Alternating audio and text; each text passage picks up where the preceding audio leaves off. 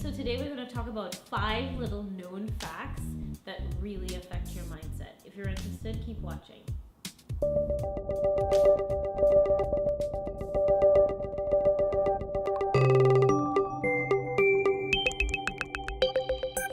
Okay, so one of the biggest things that affects your mindset in a not so good way is the company you keep.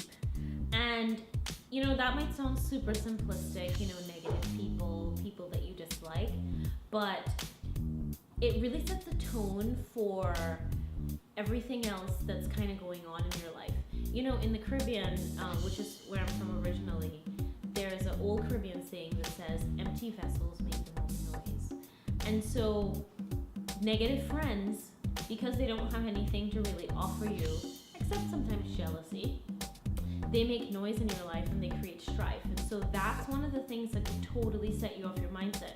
Because you ever feel like you're on your game, you're getting everywhere on time, and then boom, somebody tells you something super negative, and then you're out for like a week or 2 days or a month. And it's just that one comment that got you off track. And so you have to be really careful with that. Empty vessels, remember that one. The second known thing that essentially affects your mindset is clutter. I have this saying that the state of your space is the state of your mind.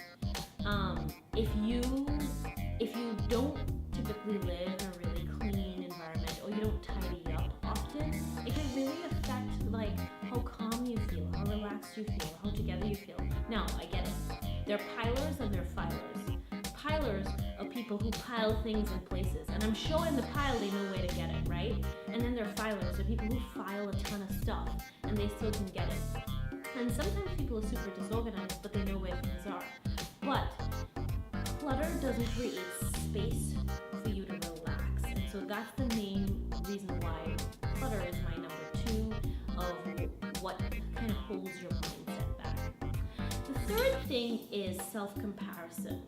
And self-comparison is something that Facebook has kind of brought to the forefront.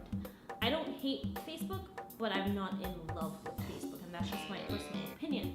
And the reason why is because it's a venue for you to compare yourself to others and people show their representative.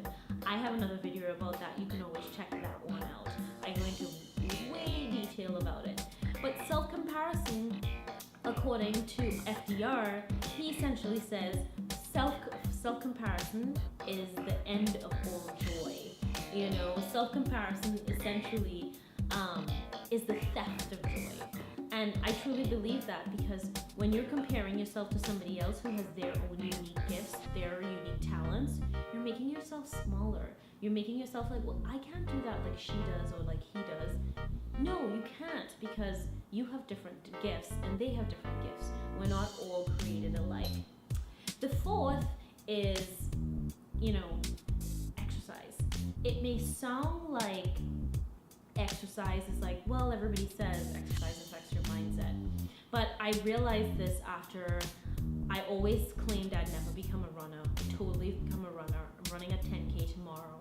And the runner's high, the feeling that you get when you're like a couple miles in, and it's not death.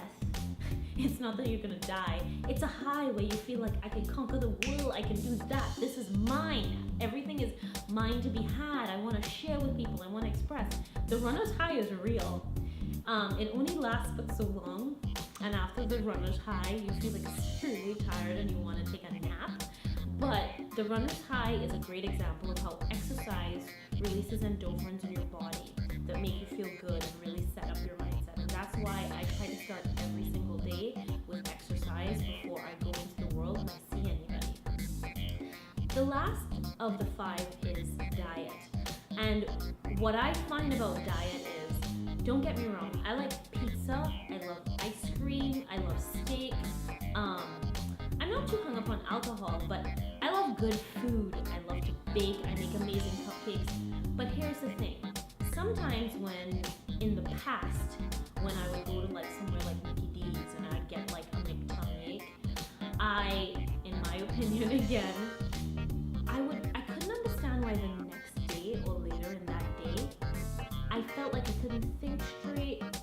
I felt like I was foggy. in my head. It's actually something that's listed. How do you call it? You can check it out on WebMD. It's called foggy head, and it's because you consume so much saturated fat. You really get foggy head. Your brain gets sluggish. You have feelings like you keep forgetting things. You're just not on your game. So diet is the last of the five that I really believe is key to keeping your mindset set. You know, it's kind of like these five things you kind of have to practice every day, or practice at least every other day in your life. And the reason why I say this is Jim Rohn has a great quote, and it's motivation's like bathing. It's something that doesn't last, so you have to do it every day. And so these things really help you every day to keep your mindset in check, because there are times when you're going to fall off and you have to learn to get back on. So don't forget to comment and subscribe. I love hearing from everybody. It's my pleasure, truly. Remember, you have a PhD in being you. I'm just here to help. Bye!